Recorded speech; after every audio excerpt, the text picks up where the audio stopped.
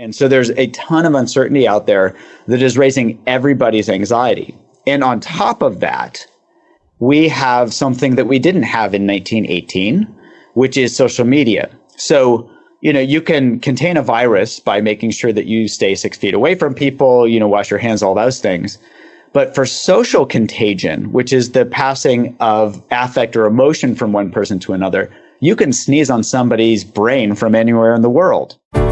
Hi, my name is Rangan Chatterjee, GP, television presenter, and author of the best-selling books The Stress Solution and The 4-Pillar Plan. I believe that all of us have the ability to feel better than we currently do, but getting healthy has become far too complicated. With this podcast, I aim to simplify it. I'm going to be having conversations with some of the most interesting and exciting people both within as well as outside the health space to hopefully inspire you as well as empower you with simple tips that you can put into practice immediately to transform the way that you feel. I believe that when we are healthier, we are happier because when we feel better, we live more. Hello and welcome back to a bonus episode of Feel Better, Live More. My name is Rangan Chatterjee. I am your host, and this is episode number 103. So, guys, how are you doing? Things seem a little crazy at the moment, don't they? I see a lot of people at the moment who are scared and feeling anxious, and I totally understand it. I'm generally a positive person, and I really am convinced that we will get through the next few months if we all start working together and thinking of each other. Yes, the way we're having to live our lives at the moment feels very different, but this time will pass. And I would really urge you all at this moment, yes, to take sensible precautions, but also to try and stay as positive as you can. There's a lot out there that you cannot control, but there's plenty that you can. And I really want to urge you guys to focus on the things that you can control every single day. Now, we're all dealing with this global pandemic in different ways. I, for one, have started to dramatically increase my output on social media and on mainstream media to really try and communicate positive and clear messages at this time.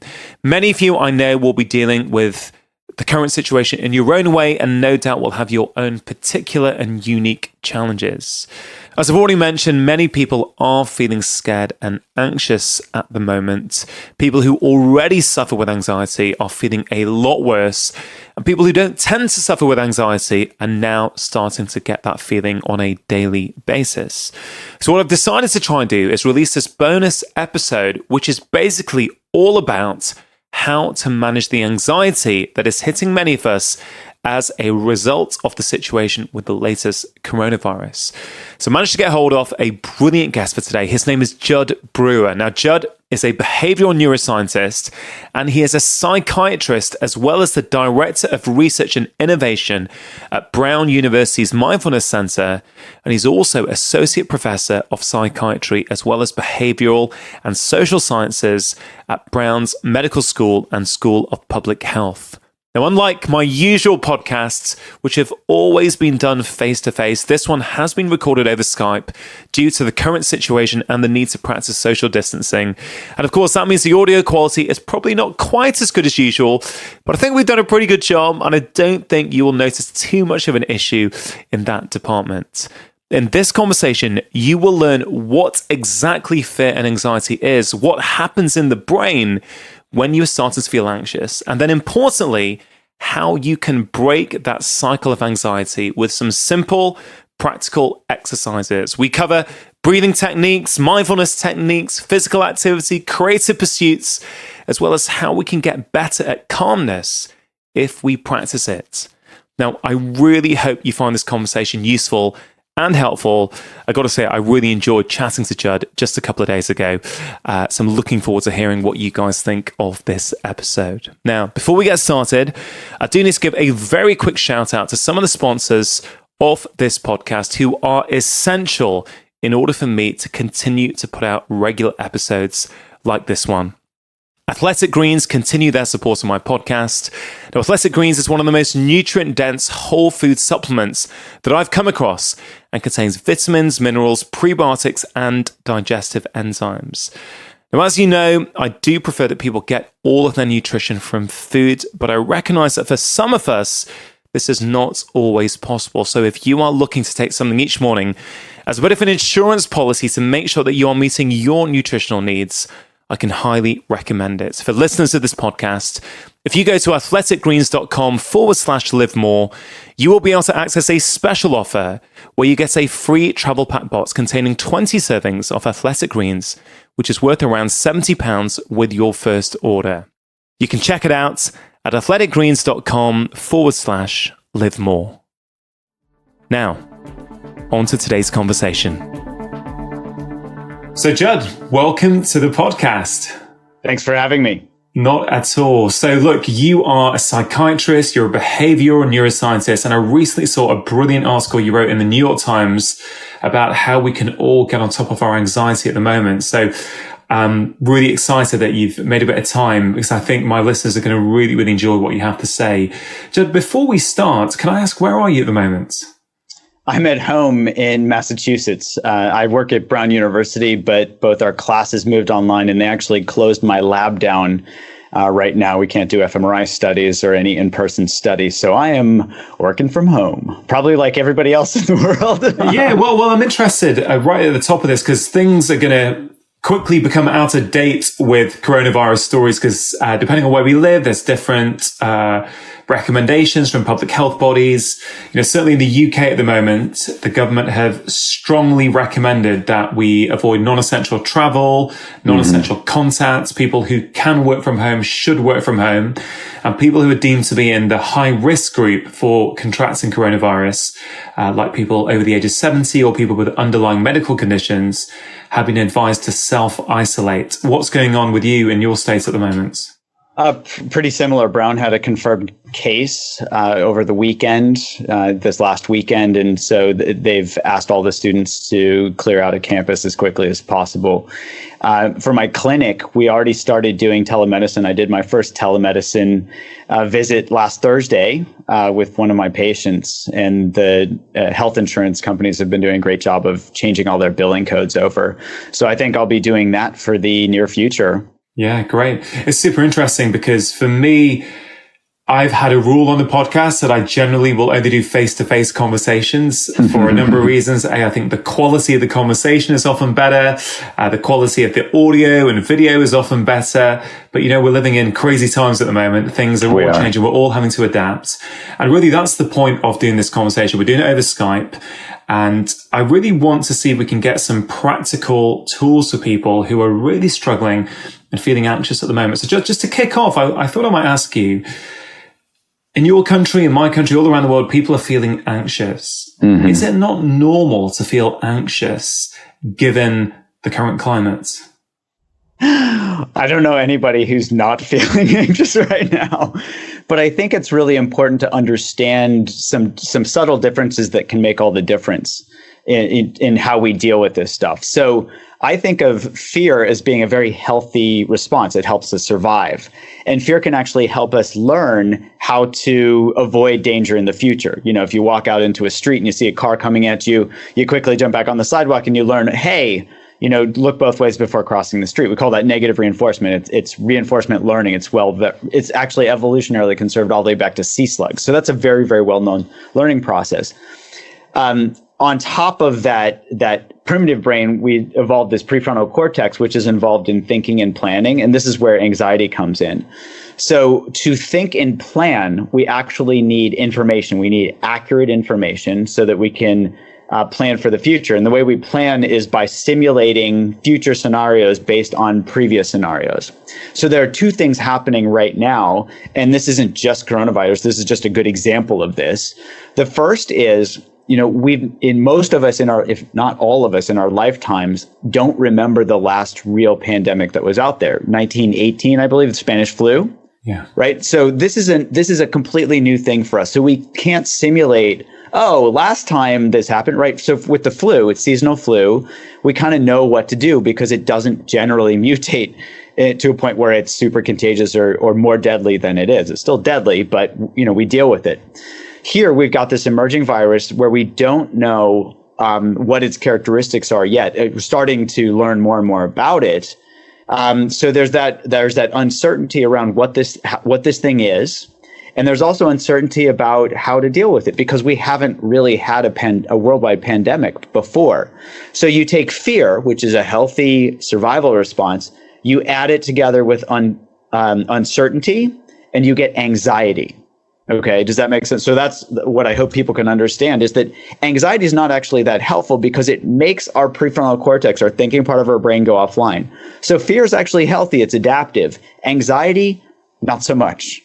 Yeah, that's super helpful, Jed, I think. And if we look at this a slightly different way, I mean, I really like what you said about the flu because that's predictable. We have it each year. We sort of have a program running already that we know, it's winter, we get cold, we get sniffles, it doesn't feel, there's no unknown there, I guess. But if we just talk about anxiety, because obviously we can look at it in the context of what's going on currently. But let's pretend this was a few weeks ago and coronavirus hadn't hit, certainly the mainstream news across the world as it has now. Anxiety was already pretty common in modern society, even before this pandemic.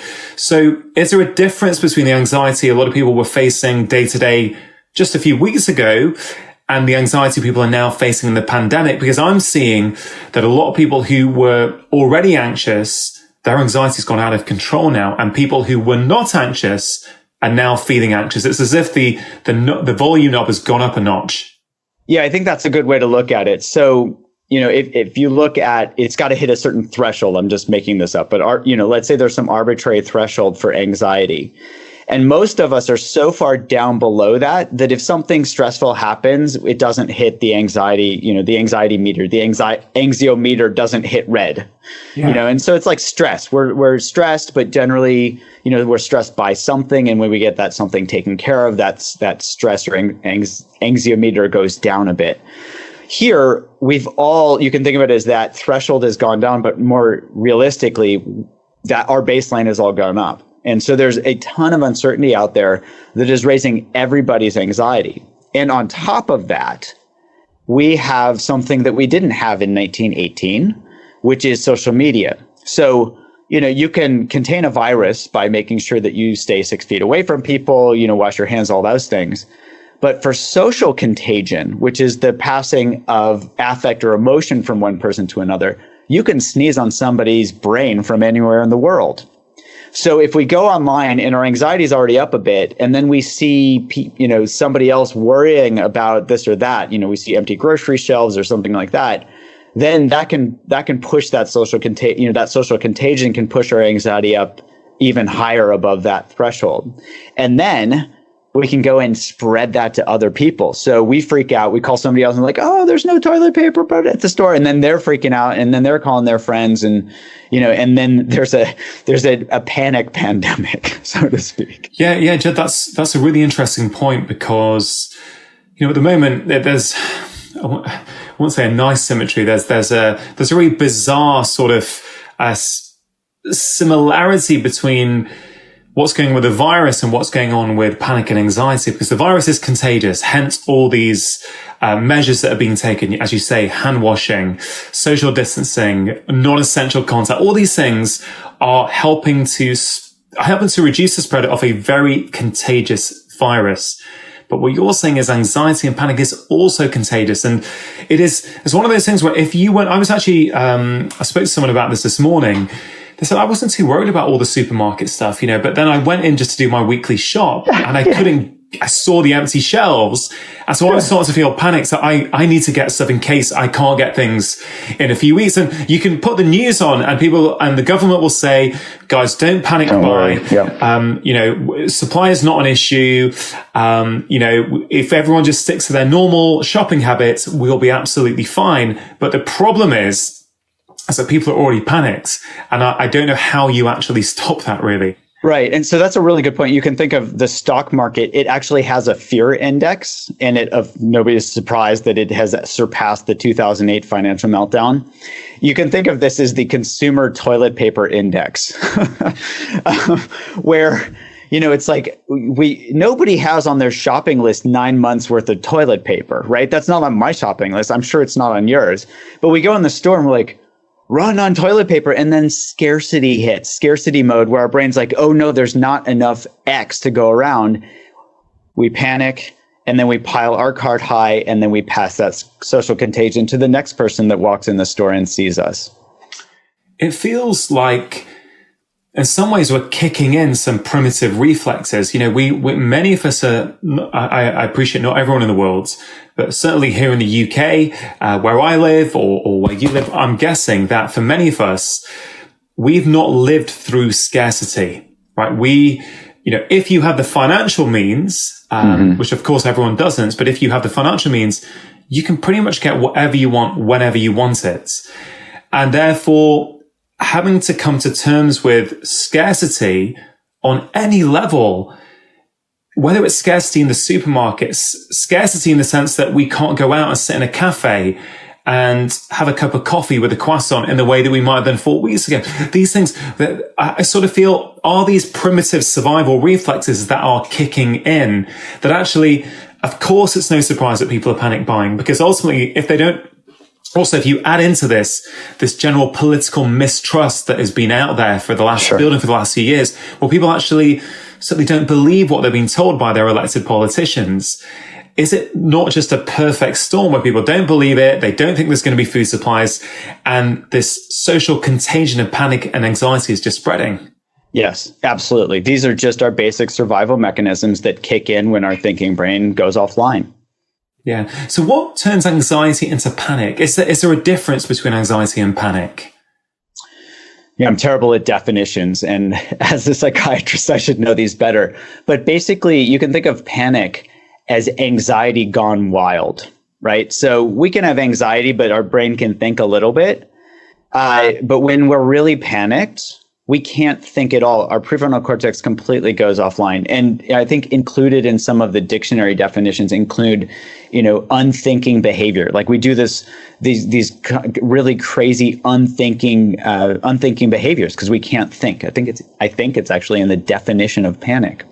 So yeah, please. I was just going to say, clinically, I see this in my patients with panic disorder. So for example, and it's interesting, panic disorder is when we panic about panic or worry about panic. So I'll give you an example. I have a patient in my clinic who I just saw via telemedicine on Thursday, who came in because he was very, he's just referred to me for anxiety. And he walked in the door and I could see that he was just visibly anxious. And when he sat down and I took his history, he basically described how when he was driving down the highway, he would have this thought come into his head where, oh, I'm in a speeding bullet. I could kill somebody at any moment. And so this thought triggered him to get worried. Oh no, I'm going to kill somebody. And then he started to form this reactive behavior to try to cope, which was he stopped driving on the highway. And he formed full-blown panic disorder because he started worrying about having future panic attacks. Does that make sense? Yeah, absolutely. You mentioned just before that the prefrontal cortex, that newer part of the brain that is involved with logical thought, rational decision making, that goes offline when we get past a certain threshold with anxiety. Mm-hmm. So I think that's useful for people to understand, because without that, and I appreciate you're the psychiatrist, but my perception of that is that if your prefrontal cortex is offline, you simply can't make those logical and rational decisions. And so by understanding that, that doesn't help us in that moment, does it? In that moment where we're feeling really anxious and we can't make logical and rational decisions, the knowledge that our prefrontal cortex is offline, I think might be a little bit helpful, but then I guess we need some practical tips as well. Yeah. So practically speaking, did you learn this in medical school? So when somebody has a heart attack, I learned that the first thing that I was supposed to do was take my own pulse. Did you learn that? But you probably you learned something similar. Yeah, so that's interesting. Yeah, the idea is if I rush in to, oh no, a patient coded, or somebody had a heart attack. If I rush in like, oh no, I gotta help, I could actually add to the problem. I could do unthinking behaviors. But the idea is if I take my own pulse, it gives me a chance to calm down and say, okay, or so the proverbial pulse taking is really just taking a couple of deep breaths to literally calm our nervous system. So if we take some deep breaths and calm ourselves, it allows our prefrontal cortex to come back online, right? And when our prefrontal cortex can come back online, then we can go in and run the code and actually help the person that's having a heart attack instead of making things worse. Joe, I think that's such a key point. So basically what you're saying is that when we're feeling anxious, unless we pause, unless we almost put a break in this kind of feed forward cycle that's about to play out, there's nothing we can, it's very hard to stop something once it's started. Whereas just by, as you say, taking your pulse, which again, that might be helpful for people in this situation. Because what I like about it is it's tangible. It's something that they can do. Right? I guess as a medic, I know how to take a pulse. So for me, I feel, okay, that's cool, because in what it's going to do is if I'm feeling anxious, if I do it now, it will help bring me to my body. I'll start to feel, I'm doing it at the moment. Me too. I guess it doesn't matter what it is, right? But it's something to break the cycle. Is that what you're saying? Yeah. And I would say it matters somewhat what it is. So if we go and distract ourselves elsewhere, we go and check social media or something like that, we can actually go into a place where people are socially sneezing on us, right? So that's not a good idea to kind of help us calm down. And that's it. We can come back to that later. I think people are getting addicted to checking the news right now. Yeah. And we can talk about why that is. But the idea is to ground ourselves in our direct experience, right? And so taking your own pulse is a felt sensation, and it actually helps to organize or focus our awareness on something tangible. And we can even get curious, what is my pulse right now? And that curiosity helps us also open up so that we can break that panic cycle and bring our prefrontal cortex online. I can give a concrete, so there's taking our own pulse, taking a few deep breaths is also very, very helpful. I had somebody in one of my meditation groups that I used to lead at Yale where he had trouble paying attention to his breath because there are areas of anxiety right in his chest.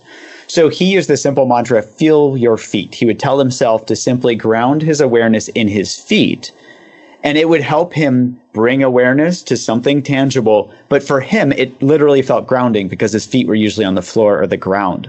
So people can try that as well. It's just like a simple thing. Feel your feet. Okay, what do my feet feel like? A news anchor that I was talking to yesterday, he was literally wiggling his toes on camera. And I watched him go from like, because it was a pretty rough time in the studio where they're all worried about getting sick themselves.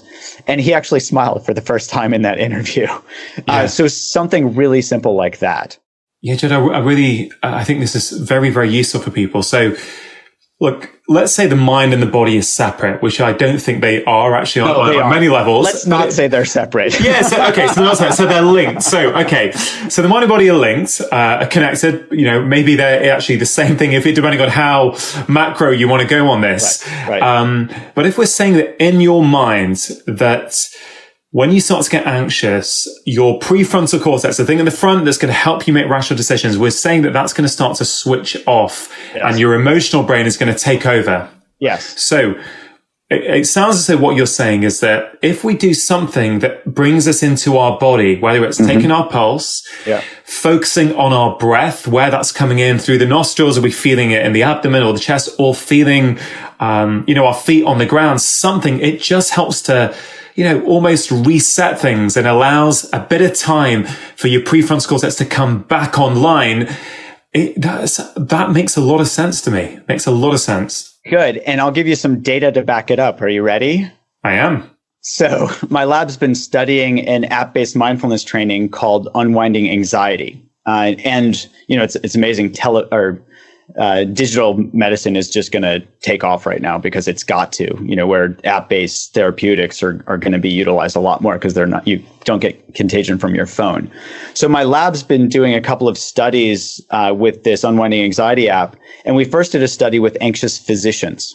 Okay. One reason we did it with them was that they report that they really don't have time for anything outside of themselves. And then I don't know about you, but I learned in medical school, that we have to be the martyrs. We have to be taking care of everybody else and we'll take care of ourselves later. but that leads to burnout and anxiety. So we checked to see, could we just have people try this 10 minutes a day of training and see if it would work? And we actually found that are you ready for this? We got a 57% reduction in clinically validated anxiety scores, the GAD-7, in anxious physicians in 3 months. The paper was just accepted for publication. So we replicated that. That was our pilot study. We replicated that with people with generalized anxiety disorder. Same app, Unwinding Anxiety. We had a control group where people were getting their usual medical care or that plus the app. 63% reduction in anxiety. And if you're probably familiar with the number needed to treat, right? Yeah. So for anybody that doesn't know, it's basically how many people do you need to give a treatment to before one person benefits? So the higher the number, the worse the treatment is. For medications for anxiety, it's 5.15 according to the Cochrane reviews. And for this Unwinding Anxiety app, it was 1.6. Wow. So literally almost out of every 1.5 people who try it, 1 people benefits, which is a staggering success rate. What exactly are they doing on the app? So it gives them short daily training, so videos, animations, and importantly, in the moment exercises. In the moment, does that mean when you're feeling anxious, you can pull up the app and it's going to help you do some of these things that you're talking about? Yes, absolutely. So for example, there's a breathing exercise in the app that literally, it's got this orb that when you press on it and you breathe in, it starts to expand.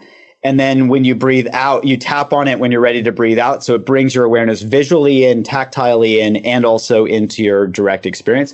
You tap on it when you breathe out, and you do that, a couple of times. And then it also calculates your breathing rate. So not only does it help you really pay conscious, aware attention to your breathing, but it also can give you some data, some feedback.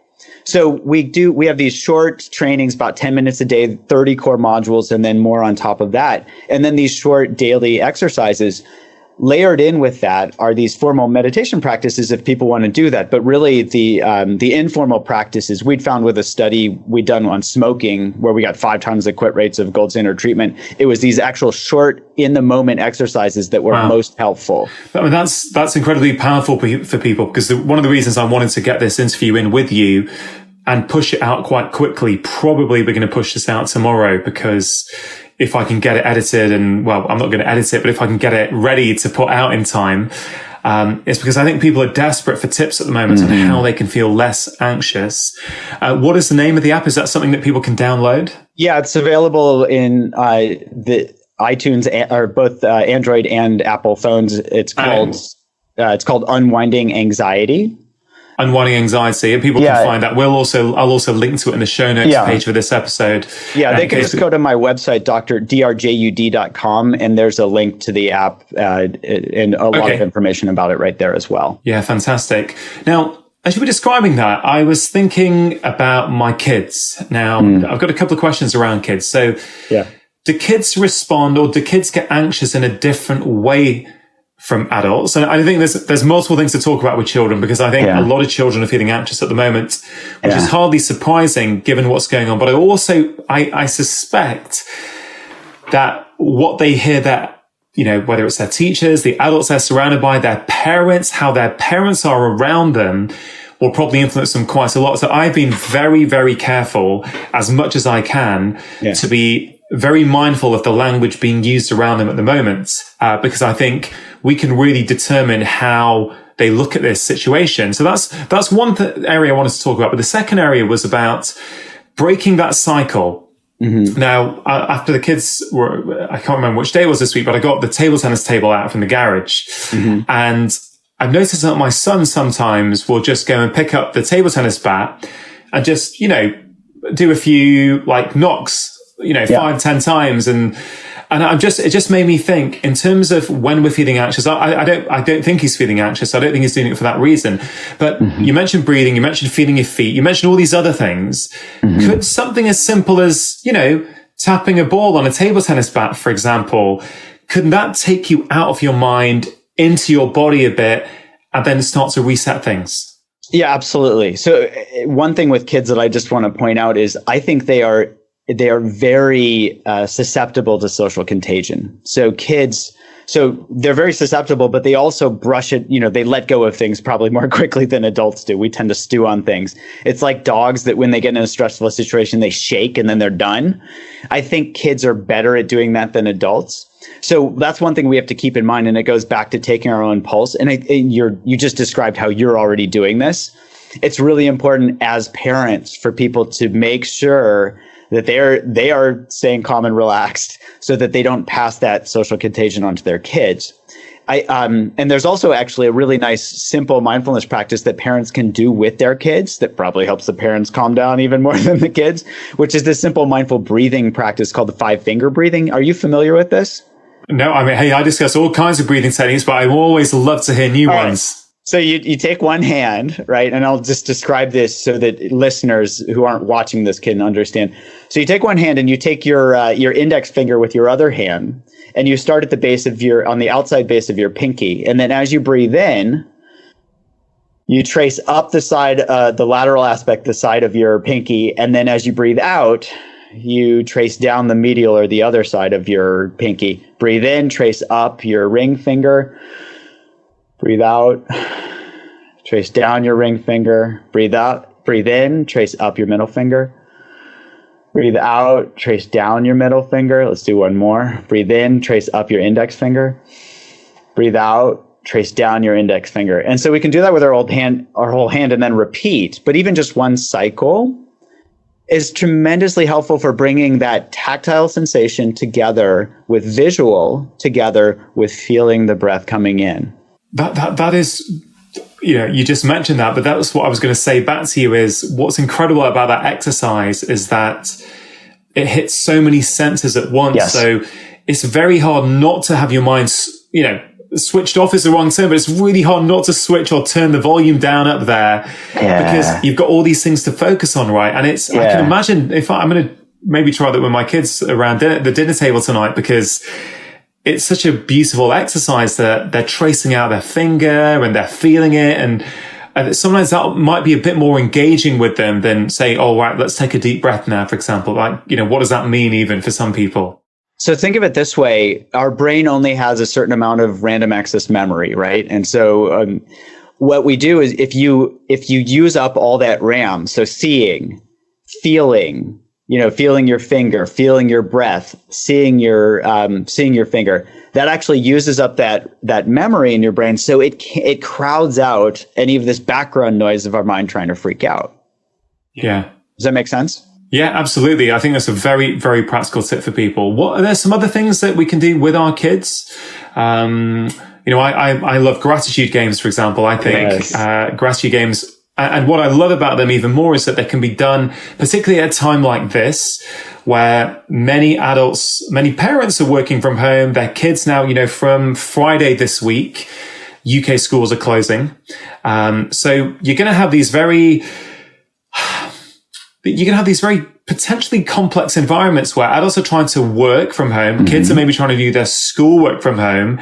People are not getting out. Tension's going to mount up. People are going to maybe start infringing on other people's personal space. And you can actually see, apart from the anxiety about what's going on in life at the moment, you can potentially see how this is going to start causing a lot of relationship issues and a lot of pressure and a lot of tension.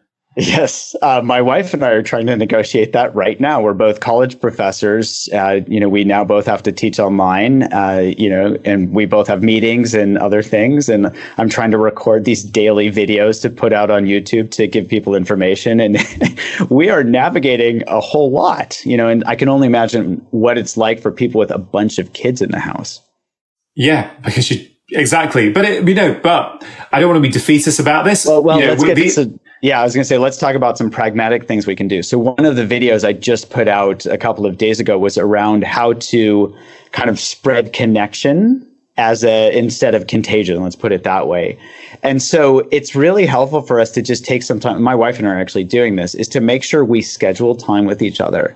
Not just, we're here together, so of course we're going to see each other. That's really different than saying, you know what, I'm going to block everything off. I'm going to put away my technology. I'm not going to look at social media. We're just going to spend time together. We actually read, there's this wonderful book called The Boy, the Mole, the Dog and the Horse that by Charlie McKeesey. I think we're reading together in bed. It's beautiful, beautiful. But so it's really helpful to take some time together, and even just throughout the day, it's really helpful to just purposefully go up to our kids or our spouse or whatever and just, look them in the eye and remind them that we love them. Yeah. And give them a big hug. You can talk about all the science about how that's helpful. And the other thing I put in my in that video is if we have pets, we can take a moment to cuddle with our pets. I'll demonstrate this right now. So here's somebody that's been listening in on our interview. And does she like it? Is she interested? I think he's getting it. This is Ananda, so he's getting it. So we can cuddle with our pets. And what I would love to see is a silver cloud or a silver lining to this is that people go out and adopt pets or even foster pets, right? You don't have to make a long-term commitment, but there are lots of pets in need. They don't spread coronavirus. So for folks that, that don't have a lot of physical contact with others, they can go and adopt or even foster a pet. What a great way to help the animals that are in need and also to help them feel more connected. So that's my plug. No, I love that. I think that's a really, really great suggestion. And I think for some people, it'll be something they haven't thought about, and it might be something that they find incredibly beneficial. And I know this podcast has got a lot of new listeners over the past year, but I think in the first year, I released a podcast with a chap called Professor Francis McGlone, who's one of the world's leading researchers in touch and the science of touch. And he helped me with a chapter actually that I wrote in my second book called The Stress Solution, all about the importance of human touch and how we are a social species and we're meant to be together and touching other people, which is, of course, one of the most challenging things at the moment is that those sort of things that we require, those fundamental human components, touching other people, being around other people, that's what's being limited from us. So how can we get those benefits? Sure. Yeah. You can do it with your family if you're all isolated together. There's no problem with touching each other and hugging and, snuggling up with your other half on the sofa. But yeah, pets, why not pets? And the research does show that not only it's the same with humans. The benefits are there not only for the touch giver, the receiver of touch also, both of you get benefits, which is really great. And I think pets are a wonderful suggestion, particularly if people are that way inclined. So they've obviously are going to be able to look after them, not just for the duration of the next few weeks and months, but beyond that. But I think it's a really, really nice suggestion. Judd, some people are feeling anxious or they're acting out in quite a stressed out way, yet they don't think that they are. And I'll be careful how much I say about this in terms of where this has come from. But I know this from personal experience, but also from chatting to other people and chatting to patients that sometimes maybe people in their lives who they love are behaving quite stressed, but don't realize that they are.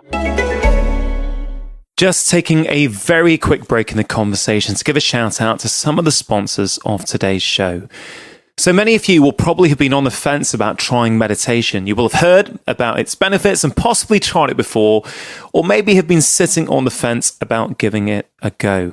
Now, I really do think that in the current climate, for some of you, it is really going to help you feel calmer, less anxious, and more in control of your own life.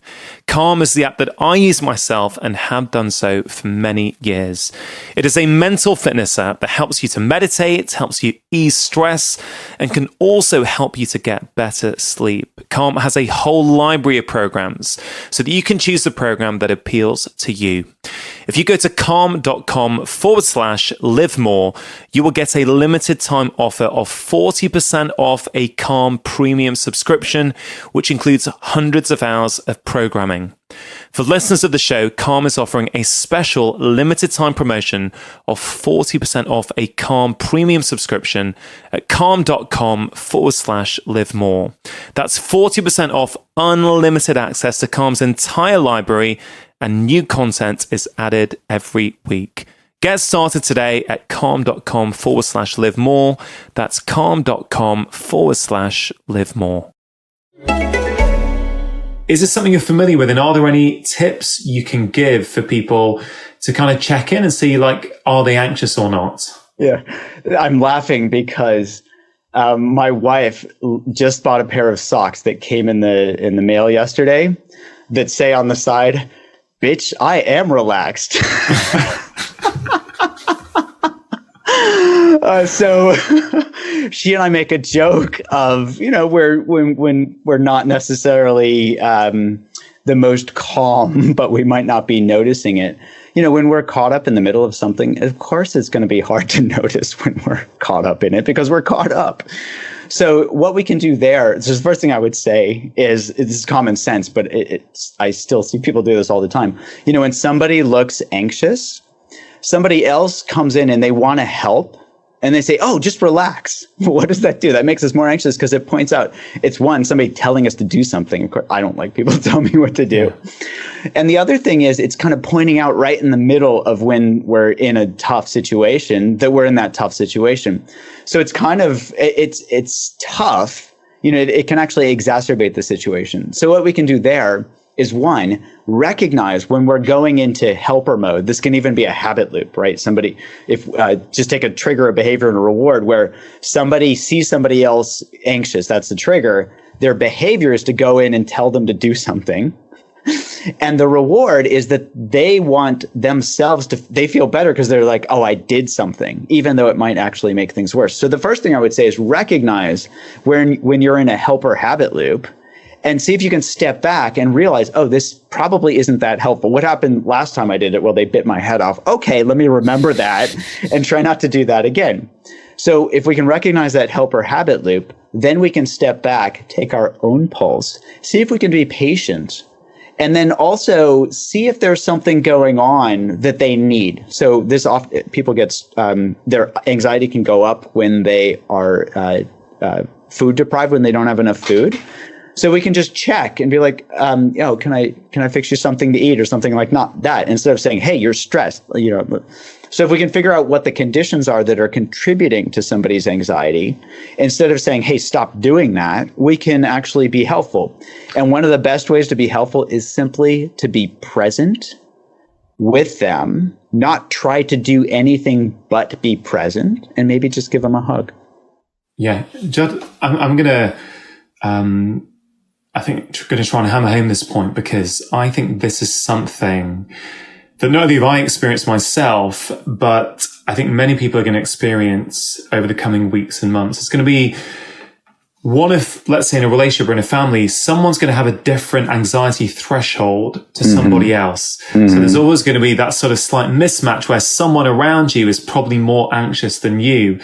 And that desire to help people means we're going to go in, try and fix it for them. I wonder if there's a male-female sort of kind of almost program that tends to run more, and I would guess that, and of course this isn't the case in all cases, this isn't always the case, but I would tend to say men tend to be quite fixing in terms of wanting to, if their other half, let's say, is struggling, try and fix the problem, provide a solution. Whereas something I've actually had to learn in the years that I've been married is actually sometimes, my wife doesn't want a solution. She just wants me to listen and hear what she has to say and be present with that. And that's something that I think I found quite hard initially, but as you say, if you see it enough times, go, "When the last time I did this, did it help the situation?" And you go, "Actually, no, it's not that helpful." But I think the other thing that's helpful for people is, going back to what you said at the start, Judd, which is that,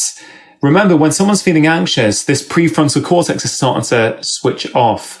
So at that point, you trying to come in with rational explanations, it's probably just going to be bounced off, isn't it? Surprise! It didn't work. So give them a hug, just being present. Yeah. I think that's a very helpful tip.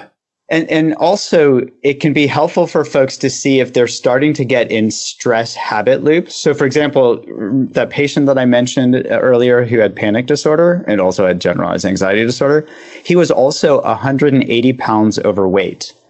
And I actually had sent him home with my Unwinding Anxiety app and said, just start mapping out your own habit loops around anxiety. He came back 2 weeks later, and the first thing he said to me was, "Oh, I lost 14 pounds. And I was a little shaken because I was like, I didn't think we were talking about weight loss right now. And he said, "Yeah, I realized that I was eating as a way to cope with my anxiety, and it wasn't helping, so I stopped doing it. And there's actually a meme out there right now where people are like, yeah, I'm either going to gain 100 pounds or lose 50, depending on what my stress coping response is, right? The natural response to stress is anorexia, where our blood goes from our stomach to our muscles so we can run. So some people are going to deal with this through, not eating, but other people are going to deal with this through stress eating. So, you can think of it that, we get anxious. That's the trigger. The behavior is to stress eat. And then the result is that we become overweight, or in this guy's case, really obese. So over the course of the next 6 months, so this guy had hypertension, he had fatty liver, all this because of his obesity. He lost about 97 pounds. And I was walking out of a class one day at the School of Public Health at Brown, which is in Providence, Rhode Island, on this relatively busy main street. And I was walking out of class, and this car pulls up to the curb, and this guy rolls down his window. It's my patient. And I was looking at him like, you're driving? And he's like, yeah, I'm an Uber driver now. So not only I was like, wow. So not only if we can map out these habit loops, we can also not add extra habit loops to this. And we've done some studies with this app called Eat Right Now, where we can actually help people map out the reward or lack of reward value that comes when they stress eat. And within 10 times of people really bringing conscious awareness to this and seeing, oh, this isn't actually helping me, it significantly reduces the reward value. And reward value is what ultimately drives behavior in our brain, thinking brain or not. That's what drives behavior. I'll give it a concrete example with smoking. Smoking is the same thing. So with people that want to quit smoking, using our smoking program, the first thing we have them do is smoke a cigarette while paying attention. And I don't know if you ever smoked, but they realize that cigarettes really don't taste very good. And so that reward value drops pretty quickly. And it's hard for them to go back and be like, wait, isn't this supposed to be pleasurable? Yeah. But what it does is it updates the reward value that they probably set down as a teenager when they were trying to rebel or be cool at school or whatever. And they just lock that in and they're just smoking habitually. Well, when you bring your awareness to that, it helps that part of our brain called the orbitofrontal cortex update that reward value so that they see, oh, it's not actually that rewarding, which then opens up the space for what I call the BBO, the bigger, better offer. So with food, the bigger, better offer is stopping when we're full. It actually doesn't feel better to overeat than it does to stop when we're full. And anybody can try that out themselves. The other bigger, better offer there is there's less self-incrimination, guilt, shame, all this stuff when people don't, when they're, as compared to when they're overeating. With anxiety, it's really interesting because we can substitute the bigger, better offer of curiosity. And we teach curiosity in our program where it helps people just be curious. Oh, here's anxiety. Where do I feel it in my body? And anybody can do this at home right now. If they feel anxiety, they can ask, okay, ready? Yeah. You probably don't feel any anxiety. So just play along with me. So go to where you feel anxiety in your body the most right now, or stress or whatever, and ask yourself, is it more on the right side or the left side? Or is it more in the front or is it more in the back? So what quadrant is it in? And what does it feel like just to be curious about that question? Because it doesn't matter where it is, but that helps us tap into our inherent capacity to be curious, which is similar to this 5-finger breathing.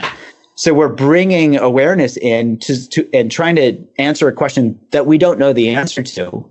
And it brings up what's called interest curiosity so that we can actually start to let go of that anxiety and unwind right there. I don't know what your experience was like, but that's one of the things we do as a core practice in the Unwinding Anxiety app. Yeah, no, Judd, I think, I think it's a brilliant tip. I was doing that exercise along with you, and I noticed that because I'm pretty good with my stress levels by and large, but these are challenging times, and they are. Things are shifting quite a lot, and there's work dynamic, family dynamic, all kinds of things are shifting at the moment, and I feel it in my upper right back. So when as you were doing it there, and I was trying to pay attention, I could feel it there, and I was also trying to just see, what happens if you sort of let that go? It's just it's just, I guess what you're talking about, there's a theme throughout this conversation, which is awareness, right? Yes. It's how do you become aware? Like what you mentioned with your patient who ended up losing weight, something I've seen as well. It's, I think that's one of the big missing pieces in the whole discussion around weight loss. We're so keen to tell people what they should be eating. But I kind of think most people know, by and large, there can be a little bit of debate on the 10, 20%, but by and large, people sort of know. So the question isn't what you're eating, it's why you're eating it. And more often than not, in the culture we're living in, it's, for many people, it comes from stress. It's their way of coping with stress and anxiety is to eat. And so I think that's super, super useful, actually. And I do think if people can come into their bodies a little bit more, it will help them manage the coronavirus induced anxiety, but all the other anxieties in their life beyond that. Absolutely. It's funny that you mentioned that, because in our Eat Right Now app, we actually have 3 things that we have people pay attention to. So bring awareness to why. What is driving you to eat? Am I stressed? Am I anxious? Or am I actually hungry? To the what am I going to eat? Am I going to dive into the pint of ice cream? Or am I going to eat something healthy, right? And then how am I eating? Am I paying attention as I'm eating? Or am I just eating mindlessly? So when we pay attention to all of those things, we can let go. Okay, I'm stress eating. Well, let me go give my spouse a hug instead of stress eating, because that's going to be, more helpful. What am I eating? The why? What am I eating? Am I going to ice cream or something healthy? Does the ice cream just give me a sugar rush and make me get emotionally charged and crash? And then the how. Even if we go to the ice cream, if we pay attention as we eat and we ask ourselves a simple question like, how little is enough? With each bite, we're like, is this enough? Is this enough? It's shocking how many people realize, you know what? Just by simply paying attention as I eat, it's much easier not to overeat. I don't have to force myself to stop. I simply realize, I think this is enough.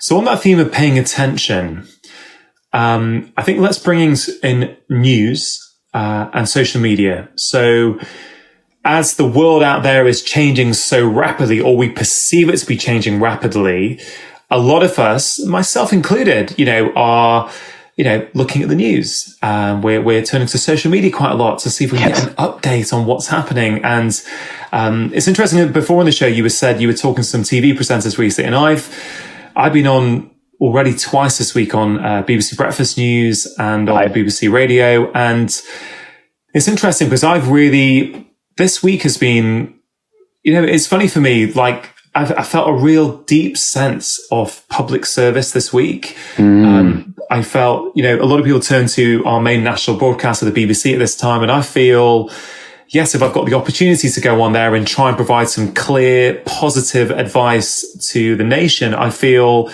like a strong public service feeling towards that. I sort of feel I want to go and do that. I think it's an important role to go and do at the moment. But there is a lot of stress there. The procedures are different. There's not much contact. We're sitting further away from each other on the sofa. I saw that yesterday. Yeah. They're like, I can't sit there because the other newscaster was just there. I'm going to sit over here. Yeah, and there is, people are feeling quite stressed in the news and media cycle, because they also know that they've got an important role to provide news to the whole country that's relevant. But people are concerned for their own health, they're concerned for their family's health and their partner's health back at home. So I do think this is affecting everyone in some way. But I had a point to make that I've just forgotten now, and it's probably reflective of what's going on. That was it, social media and news, right? Oh, yes. If awareness is key, then do many of us try and escape sort of coming into our body by, if we're feeling anxious or nervous, we're sort of just moving that external focus away onto the news or onto social media rather than bringing it back inside ourselves. Yes. Yeah. And so I actually just put out a 5-minute YouTube video on why news is like a casino. So people can go watch that, but the one liner on this is that we need information to survive, right? And we need information to plan. So the news and everybody else is trying to get that information out to people as quickly as possible. But it's not going to come all the time, right? It's not going to come every 5 minutes. So if we check the news and nothing happened, check the news, nothing happened, check the news, nothing happened, check the news, nothing happened, check the news, bam, big headline. that sounds a lot like a slot machine in the casino, right? You didn't win, won the jackpot. And this is exactly the strongest form of learning known in all of science. It's called intermittent reinforcement, which is just a fancy term for giving people random rewards. If people all knew exactly when they were going to win the jackpot, the casinos wouldn't make the money that they do. It's not that the newscasters are trying to do this. They just don't know when the next breaking story is going to hit. So if we're constantly going on the news to see when we're going to win the jackpot, of course we're going to form the habit or even addiction of checking the news. But the simple thing we can do it's actually really simple. We can ask ourselves, when's the last time I checked the news, right? And say, hey, I checked 5 minutes ago. Why don't I just set a couple of limits where I'm going to check the news 3 times a day, right? 3 times a day is probably plenty for most of us, if not all of us. And that way, we know every time, probably these days, every time we go onto the news, there is going to be something that's updated. So we don't get that random reinforcement. There's always going to be something to pay attention to.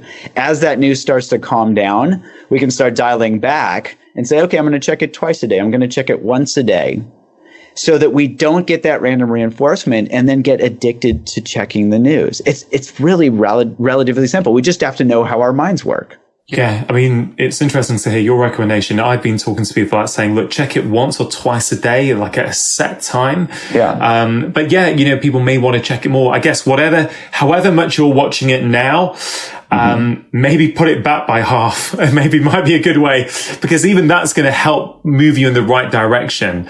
Well, and so let me just add one thing, because we can actually hack our brains this way. So if our brains learn and act out of reward value, we can ask ourselves, when we check the news, what did I get from this? Did it make me scroll more? Did I get more anxious? Did it actually help me do something tangible? So that we can see, wait a minute, it wasn't that rewarding. By my frequency of checking every, Q 5-minute checks was not that helpful. We can see how that's not that helpful, right? And that helps us really dial in and kind of tap into that very basic learning mechanism that helps us see, wait a minute, it's not that rewarding to go on the news. Then we can compare that to, okay, I got some work to do. What happens when we just put all of our devices away and just do some deep work for an hour or two? I have to tell you, that feels pretty good to me. Yeah. Yeah, absolutely. I think brilliant advice. And I guess I would just before we move on from the news, I would suggest, and I wonder what your views are on this, that you don't check the news first thing in the morning as soon as you get up. Although there's a tendency to do it, because it's like, what's developed overnight? Is with their new guidelines now, I totally get it. Even if this is like smoking, right? When somebody smokes cigarettes and they're addicted to nicotine, when they sleep, their nicotine levels go down in their blood. So their first morning cigarette is the one they're jonesing for the most. So it's like our blood levels of news have dropped overnight. Suddenly we're feeling deprived, and the first thing in the morning we want to go smoke our news cigarette. Yeah, it's really interesting. Normally, I don't look at phones or television in the morning for a good hour and a half. I mean, hardly ever watch television. And I've got to say, my behavior's changed. Even if I think about this morning, I went down and made myself a hot drink, and I thought, I'm going to drink this in front of the news. I never do this sort of behavior. Like, it's just something I haven't done in a long time. I probably did as a kid. It's probably what my parents did, but it's something I've sort of unconditioned out of my life over a number of years. Yeah. But I guess we're all feeling that at the moment, aren't we? That we want to go and check and see what's happened. So I would say, from my perspective, I would say to people, even if it's 5-10 minutes where you do something like some breathing or some journaling, or a little workout, something first, before you go and check the news, I think will just help give you a bit of calm and get everything sort of just calmed down and working more efficiently. And hack your brain this way and say, what's it like when I do some meditation, or I actually consciously drink my coffee with no distractions? And how does that compare to when I quickly drink my coffee when I'm watching the news? Do I even taste it? Yeah. And that can help us find that bigger, better offer in just doing one thing and doing it really well. Yeah, I love that. That's a thing we've covered before on the podcast, but I think it's a really, really nice tip for people. And people will find they drink more coffee and more tea than they need to, which can potentially increase anxiety at this time, that all that caffeine going around your system, because we're not tasting it. We're just doing it while we're doing other things. But maybe if you give yourself 5 minutes to just sit and enjoy every single taste of that coffee or tea or whatever it is you like to drink, you may be satisfied after one and not need that extra pot. So I would also echo, please don't watch the news before you go to bed. It's probably not going to put your subconscious mind in the right place to have deep, relaxing sleep. So I'd say earlier in the evening, if you do have to watch it in the evening. Okay, super, super useful. We've not mentioned anything like yoga or exercise or anything like that. Is that something you talk about? Is that something you'd recommend for people when they're feeling anxious? Oh, absolutely. And so the way I think about this is that when anxiety is really strong, it can be really hard to just kind of sit down and meditate. This is certainly the case for me. So this is a time to check in with our energy level and meet that energy level. Like if somebody's, is talking in a very high voice or a loud voice, it's hard to talk quietly because they won't hear you. So we raise our voice to match them. In the same way, if our energy level is high with anxiety, we say, okay, I'm going to go and sit and meditate. It's like, does not compute, because my body doesn't want to sit. So that's when we can do some walking meditation where we're consciously bringing awareness. I love to walk out in nature. So for folks that have access to nature, go outside, look at the trees, get fascinated, get curious about what the leaves look like, what the bark looks like, what the flower, if flowers are growing or coming up. Look at all of that stuff.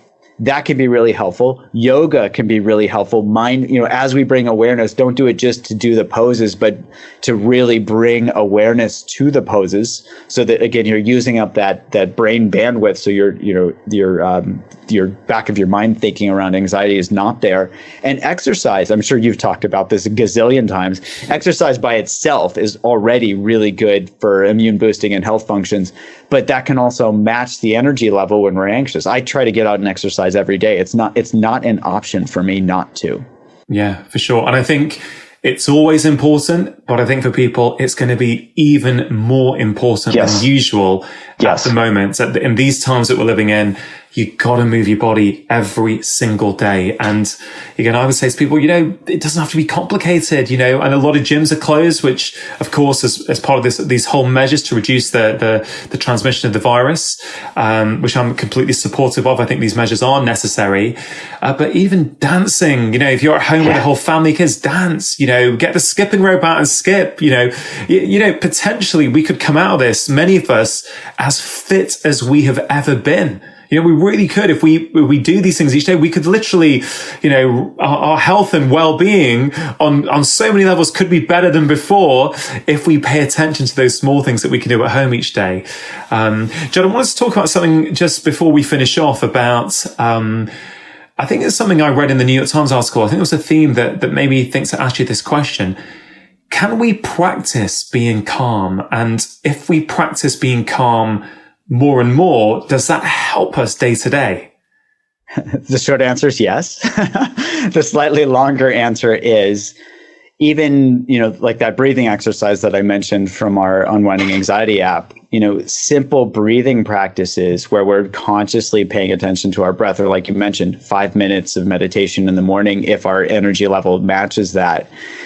We can practice that. And importantly, after we do those things, even if it's like 3 breaths or just taking our pulse for 10 seconds, it's really important afterwards to ask ourselves, what was that like, right? Because reward-based learning is based on rewards, not based on the behaviors themselves. So if we're anxious, that's the trigger, and we take some deep breaths, that's the behavior. And then there's this reward of calming down. If we don't actually pay attention to that and lock that into our memory, that's not going to drive us to do it in the future. But if we lock it in and say, wow, that was really helpful, or gratitude practice like you talked about earlier, if we check in afterwards and we're like, how do I feel now? When we start to see that the calm is actually there, that we're less anxious, 1, we see tangible change. 2, it helps our brain lock that in as, wow, this is the bigger, better offer than going and watching the news or whatever. And so that helps our brains naturally incline us in that direction. So I like the simple phrase, short moments many times, right? That's how we create new habits. And that's also how we can create the new habit of being calm. short moments many times throughout the day, whether it's being calm, taking some breaths, whether it's being kind, right? Just looking our loved ones in the eyes for 10 seconds, or being connected, like just, calling a friend and saying, hey, I'm just thinking about you. Yeah. Calm, kind, and connection. Those are all bigger, better offers than anxiety and panic. It's a no-brainer. Yeah, Judd, I love what you've just said so much. And this is literally kind of what my last book was all about, was these little 5-minute things that people can do. It's all based on behavior science. It's kind of like, and I really would love people to do a lot of these things at the moment that you're talking about, that they've heard on this podcast before. So then I should plug your book. Read his book. No, if you haven't. Hey, look, it's, and your new book is fantastic as well. And it's not, I don't think it's about that for any of us. It's about trying to give people some really practical tips that they can use. And the point of me bringing that up was to say, just really to echo what you said, it doesn't have to be a big, long session, like a 1-hour meditation or a 1-hour breathing practice. Even a few minutes done regularly throughout the day, when you tap into that awareness afterwards, I think that's going to have more impact for people. And I think that's the key message we're trying to get across, isn't it? Here. You don't have to buy a book. You don't have to download an app. If you want to, this is where I'm sure your book gives people all the information. So if they want to really dive into the information, and our apps can give people systematic training, but anybody can, just listening to this podcast, can put these things into play right now. Yeah, right exactly. now. Exactly. So Judd, look, the way we typically finish off when I'm face to face with someone is that I ask for some practical tips at the end. I know you've already given some, but the podcast is called Feel Better, Live More. When we feel better in ourselves, we get more out of life. That's never been more apt than I think in the times we're living in today. Yeah. So just to finish off, can you summarize some of your top practical tips for people so they can finish listening to this and start implementing them immediately to improve the way that they feel? Yeah. So I would say the first thing to do is know how your mind works, right? And so we've actually put out a bunch of short animations to help people understand this stuff on my website, just the drjudd.com website. We'll link to all of that as well, for sure. So people can, if they want to learn more about how their mind works, we've put out some very digestible animations. I'll be putting out daily YouTube videos to help people understand this. So that's one of the pieces. The second piece is, we talked about some very simple practices. So taking your own pulse, right? Which is basically, taking a couple of deep breaths and noticing what that feels like afterwards. We also talked about doing practices with our kids, 5-finger breathing, right? So we can do that ourselves. We can do that with our kids. We also talked about cuddling. So giving our family members hugs, cuddling with our pets, going and adopting or fostering a pet. I'm going to put another plug in for that. And all of these come together based on 2 tenets. One, awareness. If we're not aware of what we're doing, we're going to keep doing it. So if we're not aware that we're constantly checking the news, we're going to keep doing it, and it's going to become an addiction. 2, so with awareness, we can start to see what's not rewarding, whether it's overeating or worrying or whatever. And then we can bring in that bigger, better offer. What is more rewarding? Calm, kindness, connection, and then rinse and repeat. Short moments many times throughout the day. That's how we develop this new habit. And I hope that we come together as a world and collectively see how much more rewarding connection is than division. Let's go through this together, and let's come out the other end a more connected world. Judd, really, really inspiring words. Thank you so much for making time to come on. I think a lot of people are going to find it incredibly practical, incredibly useful for them and their families. Judd, if people want to stay in touch with you on social media, are you active on social media? And if so, which are the best channels to get you on? I wasn't that active, but I'm actually, I think like you, I feel very motivated to do what I can to help. And since I'm at home, so I now have a YouTube channel, just Dr. DRJUD. I'm on Twitter at Judd Brewer, at JUDBREWER. We have an Instagram account. I think it's called Dr. Judd. Somebody else takes care of that one for me. And I'm on Facebook as well. So people can find me there. Well, Judd, look, stay well. All the best to you and your wife and your wider community. And we'll talk again soon for sure. Thank you. Thank you.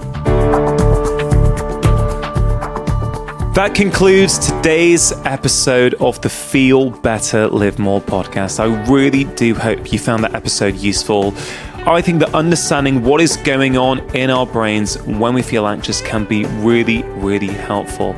As always, please do have a think about one thing that you heard in that conversation that you think you can start to apply in your everyday life. I loved that 5-finger breathing exercise and I've already started trying it with my kids and it's absolutely fantastic.